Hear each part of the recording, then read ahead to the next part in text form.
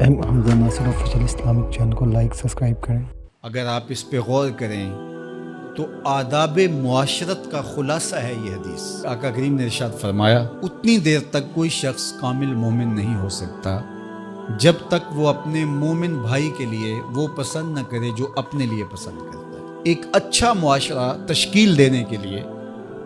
آپ کو کوئی رہنما اصول چاہیے گا تو اس سے بہتر آپ کو کوئی اصول نہیں ملے گا۔ اپنے لیے بہرحال بندہ بہتر ہی چاہتا ہے، تو جب وہ اس مزاج میں ڈھل جائے کہ میں اپنے مومن بھائی کے لیے، اپنے معاشرے کے دوسرے افراد کے لیے بھی وہی چاہوں گا، تو پھر مجھے بتاؤ کہ معاشرے کے اندر پھیلتی ہوئی روحانی بیماریاں، حسد، حقد، بغض، کینہ، نفرت، ایک دوسرے کو نیچا دکھانا، تکبر، رعونت، غرور، یہ ساری چیزیں یہ کہیں آپ کو نظر بھی نہیں آئیں۔ صرف اسی حدیث کو اپنا امام بنا لیا جائے اور اپنا منشور حیات مان لیا جائے۔ محمد بن حنفیہ رضی اللہ تعالیٰ عنہ حضرت علی المرتضیٰ رضی اللہ تعالیٰ عنہ کے فرزند ہیں، لیکن حضرت سیدہ فاطمہ الزہرا سلام اللہ علیہا سے نہیں ہے، اور حضرت امام حسن رضی اللہ تعالیٰ عنہ حضور علیہ الصلوۃ والسلام کے نواسے، تو بھائی آپس میں، تو دونوں میں کسی معاملے میں شکر رنجی ہو جاتی ہے۔ شکر رنجی جس رنج میں مٹھاس ہو، شکر ہو، میٹھی ناراضگی، کوئی بغض حسد پہ مشتمل ناراضگی نہیں۔ تو حضرت محمد بن حنفیہ ایک دن بیٹھے تو سوچا کہ وہ میرے عمر میں بھی بڑے بھائی ہیں، اور پھر دوسری بات یہ ہے کہ وہ رسول خدا کی بیٹی کے بیٹے ہیں، ان کا یہ اعزاز ہے، بہرحال مجھے تو یہ اعزاز نہیں ہے، پھر جوانان جنت کے سردار بھی ہیں، تو میں ان سے ناراض ہوں، وہ میرے سے ناراض ہیں، تو بات بھی کوئی اتنی خاص نہیں۔ تو اب دن بھی 3 گزر رہے ہیں، چلو میں ان کو راضی کر لیتا ہوں۔ تو گھر سے نکلے ان کو راضی کرنے کے لیے،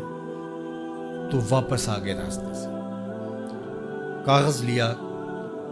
اور اس کے اوپر اپنے بھائی کے نام مکتوب لکھا کہ میں آپ کو راضی کرنے کے لیے گھر سے نکلا تھا،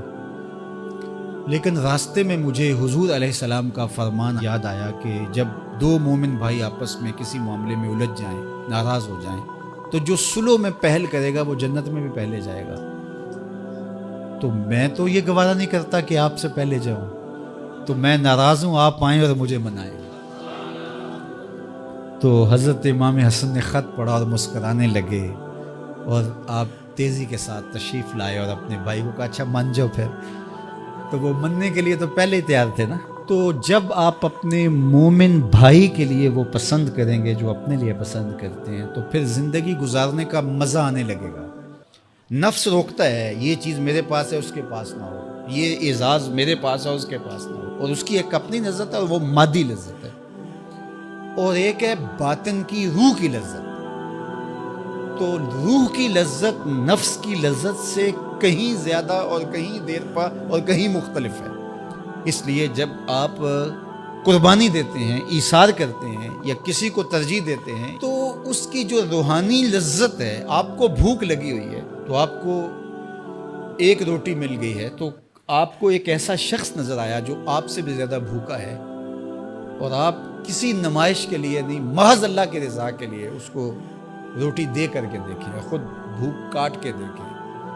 وہ مرغن کھانوں میں سرور نہیں آئے گا جو اس بھوک میں لطف آپ کو آئے گا۔ تو حضور علیہ السلام کا یہ فرمان اپنے عمل کا حصہ بنا لیں، اور اپنے بھائیوں سے، جو خونی رشتے سے جڑے ہوئے بھائی ہیں، وہاں سے شروع ہو کر کے پورے معاشرے کے اندر اس کا عملی نفاذ کریں۔ آپ کو اتنا سرور آئے گا اور باطن میں اتنا نور آئے گا، اور اس قدر معاشرے میں خوبصورتی کی بنیاد پڑے گی۔ اور اگر ہم آج اس حدیث کو اپنے لیے خضر راہ بنا لیں تو یہ اس پہ عمل کرنا کوئی مشکل نہیں ہے۔ یہ آپ ابھی سے جب اٹھیں گے تو اپنے ساتھ والے کو ترجیح دے دیں گے کہ پہلے یہ گزر جائے، تو ابھی سے شروع ہو جائے گا یہ کام۔ تو یہ آپ گھر میں اپنے بچوں کے ساتھ، اپنی بیوی کے ساتھ، روزمرہ کی زندگی میں جہاں ملازمت کر رہے ہیں، کاروبار کر رہے ہیں، جن دوستوں کے ساتھ کھیل رہے ہیں حتیٰ کہ، تو یہ وہ چیز ہے کہ اس کا آغاز عمل سے پہلے سوچوں سے شروع ہو جاتا ہے۔ کہ آپ کسی کے لیے اچھا سوچنا شروع کر دیں. جو اپنے لیے سوچتے ہیں وہ اپنے بھائی کے لیے بھی سوچیں. ہمارے بزرگ فرمایا کرتے تھے کہ کسی کے ساتھ دوستی کا ایک حق یہ بھی ہے کہ اس کی آخرت کے لیے سوچا جائے کہ یہ میرا دوست ہے تو دنیا میں میرے ساتھ ہے تو حشر میں بھی جنت میں میرے ساتھ ہے. تو اس کی ہدایت کے لیے اگر ہم نماز نہیں پڑھتا تو اس کو نماز کی طرف لے کر آئیں.